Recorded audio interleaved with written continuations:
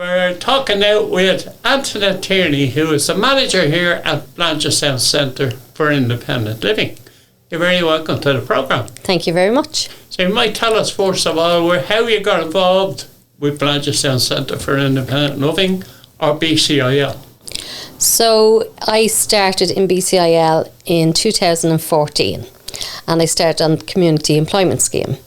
I was on reception, I drove the van, I've done home support, I've done many jobs, and then 4 years later, in 2018, the position for supervisor assistant came up. So I applied and I was successul. And were you still here at I the was time? still here. So it actually worked out great because I was due to finish in May and the job started in May. So it worked out great.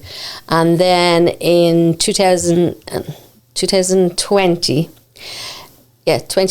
when COVID, actually I was interviewed on the 16th and we went into COVID the next day and I got told. So it's all your fault? It's all my fault, yeah. All of it. So we got, I got interviewed on the 16th of March and we went into COVID then and got offered a job while we were in COVID. So that was great fun. Right. So at the time I was already acting supervisor for a little while, so it was just to be, made permanent then. So that was grand. And then we helped out with the COVID food deliveries and, the PPE gear and all that kind of stuff. So we worked with Empower then. I'll ask you about 2020. Yes. That was COVID, yeah. That was COVID, yeah. I'll ask you a bit about that in a second, but yes. You might tell us about BCIL, how long it's been running and so on. So it started in 1994. It was started up by people with disabilities to empower people for people with disabilities to live in their own home, not to be institutionalised. Independent living is what it's all about. Yeah. So it was just to put supports together so people could live in their own home. A bit like home support. Transport was small part of it at the time, but it's grown bigger. But then it was just like advocacy and helping everybody out. So since then, it happened that it was just a couple of people sat in one room, and then it grew to move over to Plato, which is in Damastown. Okay. And then it went to base in Damastown, and that's where I started. So that would have been 2014, and then we moved over like 6 months later into 2014 and came here, and it's been here in Parkside House since. And that's in Mulhudder. And that's in Mulhudder. It's a worldwide idea, isn't it? It is. It came from America. It was set up, and there is over 17 in this country, but we're the only one in Dublin. And we differ from all the rest, except for Galway, where transport would be our main one here. We don't do personal care. We do home support, but not personal care. So you might take us through all of the different services that you provide. Yes. So the main one that we have is we have 3 wheelchair accessible vans. We bring them. We bring people with disabilities to appointments, day centres, and hospital appointments, doctor's appointments, and then social events as well. We have a peer support group that meets the last Thursday of every month, and that's in the library, and that's to talk about disability matters and all about what they can do, what's going on in the community, how they can make changes to help the community be better, and and then just discuss and make out a plan like for access audits and stuff like that. Brilliant. Then we have a home support team. We have a group of people that go to all over Dublin 15, and they go to people's houses. So it could be lighthouse work, it might be helping them out to sort out their bills, but they assist the people. They don't do everything for them, they just assist them and work out a plan to live better. Yeah. It varies to the person, and sometimes it's just a chat, just to sit down to somebody check in, because there is people that don't have anybody, no family members and things like that. We have a volunteer service, which has gone great. So we link up the people with others with disabilities, and we link them up together. They meet each other, and then they discuss what times and what events they want to do. Brilliant. It could be the weekends, it could be them, but that'd be up to the two people when they meet. So that's going very well. It obviously got knocked out of COVID, but it's coming back now. So we've got a good few people that have joined this year. So, and then we have the general office stuff, so people can come in and get information. We will help, like, we don't know everything, and if we don't know what they're looking for, we will help them find out who does. Like, people come in for forms. It could be for, like, the blue badge, you know, in the cars, or it could be anything from that to helping out with housing, the SAEI grants, I think that's what it's called. Yeah. Anything like that. So assistive. And we also help if somebody is waiting on an OT and needs, like, a crutch or a walker or stuff like that. If we don't have them in the office, we can go and access them through OTs. Brilliant. We have plenty of people in the primary cares who help us out to access these services, like, and aids, and it can be anything from personal stuff to, like, wheelchairs. Excellent. So if anybody's stuck, like, and we also have a maintenance and gardening team, so they go out and they cut the grass, you know, seasonally, but they also do, like, the likes of handrails. If somebody needs a grip rail, if anybody needs... Now, they don't do major work, like, it wouldn't be installing a ramp or anything, but it would be, like, changing a light bulb, that kind of stuff. And, yeah, they're very busy at the moment. And we also then have a community garden, which is up in Genesis, and that's in Corduff. And right, where exactly? So in case there's people listening. So it is Blackhall Road, and it's beside the school. It is it's in the garden of Genesis Therapy. It's access for whoever needs it, who have this. We have made it into accessible garden, so people in wheelchairs can use it. And Amazon at the moment are going to be doing a project to make it lovely. So they're putting that time and effort in May, so it'll be launched again, because it got a bit of a battering through the storm. So, so we're trying to regenerate it in, and so we can use it. Is there a sensory part to it? There will be. Okay. They're going to work on that. They have a lot of volunteers coming in, so it'll be very exciting times to see what happens and what it turns out like.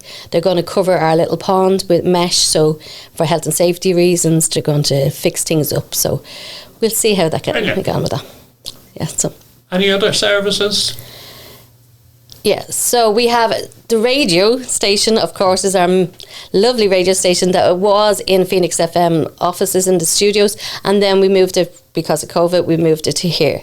We did the room. The lads are very nice in the radio. Including us. That's a plug for us. Very good, very professional, and yes, it's going very well, and has grabbed me for an interview, which is not the best. And tell me this then. It's a very busy service. Yes. Do you know how many people you look after? We look after 302 people now. We went from 36 people to 302 since 2019. Right. And that's covered in all. So that would cover, mostly is transport, but we do a lot of home support. Now, there's 302 people, but we wouldn't look after all of them in the 1 week. It depends on appointments and all that kind of stuff. But we link in with CRC, we link in with Vista, we link in with the community centres, the primary cares, the doctors. We're getting more noticeable as we go along. People are ringing. It's word of mouth. It's and we're expanding now. Brilliant. Yeah. So we have yes. It's an expensive piece to run. Yes. Where does the money come from, and is it enough? So we get funded from the HSC. So the HSC gives us part fund. So that would cover the office, one person's wages, and it would cover the maintenance of the cars. Right. At the moment, we are on the same amount of money that we were on in 2018. Wow. We were pushing for to be extended, the money to be increased, but at the moment there doesn't seem to be any money there. Right. We are very much so struggling that we've put on a lot of fundraisers. Last year we had our 30-year anniversary, and it was very successful, and that was huge in the sense of it gave us relief for a while, but now we're coming back around like everybody else is struggling. And the money is coming in slowly because we've done the static bikes in the centre. We have fundraisers like Cake Sale. We have now Francis Xavier School down in Bridget's, near Bridget's. They've done a non-uniform day for us, and they've raised €350 for us, so that was excellent. Every little helps. Every little helps. And also we have Tesco's, now that you say that. Tesco's gave us money for the blue token. Okay. And we also had the credit union, Blanchardstown Credit Union gave us €2,000 for donation. And we have fundraise. We always have any upcoming very shortly. So this Friday and Saturday we will be in Dunn Stores in Blanchardstown bag packing.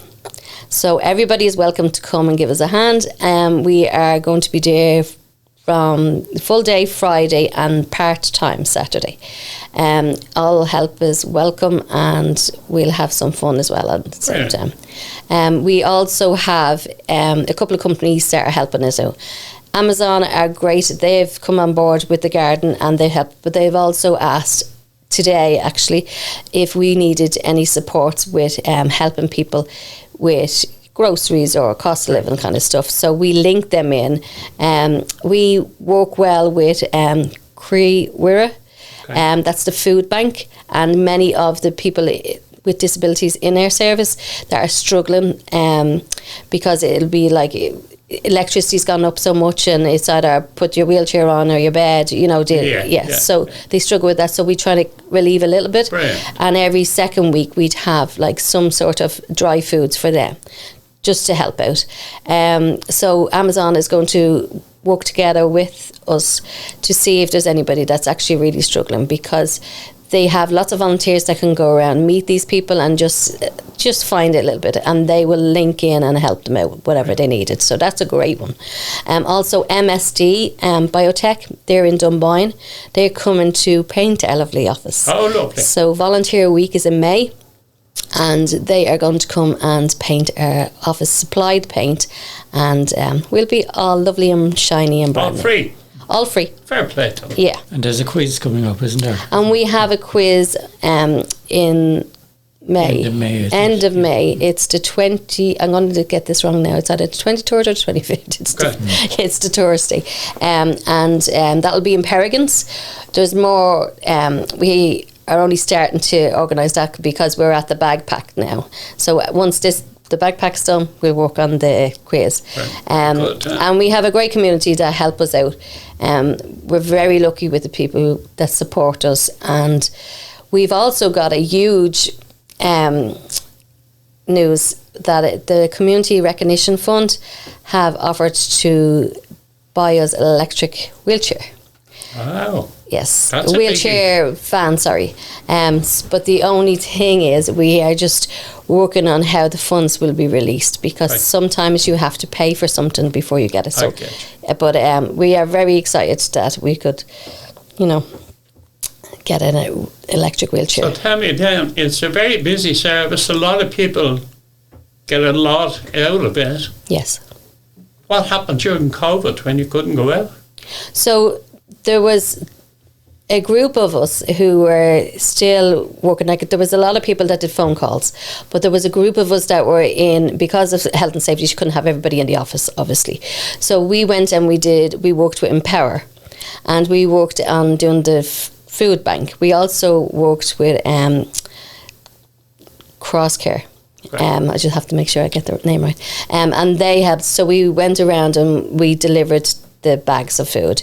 There was some treats there as well. It was great. And then obviously Amazon, they help as well. At Christmas we get boxes of goodies to give to people, which is great and just lifts people's spirits.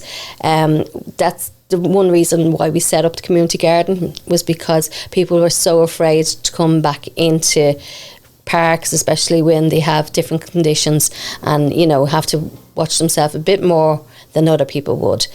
So that's why we set up the community garden, and we got help with that. we got donations. We get donations from Fingal County Council. They're very good with us. Good. And Empower are very good. We work together and they help train people on our community employment scheme, because we have a community employment scheme of 34. The DSP, which is the Department of Social Protection, they pay for their wages and for materials for the people to work here, so they can upskill and then hopefully go back into the working environment. And we have a great selection of people from all over the world, and we're very happy. Good. I think. Tell me this then. What's the challenge for the future? The challenge will always be the funding part. We will continue to fundraise.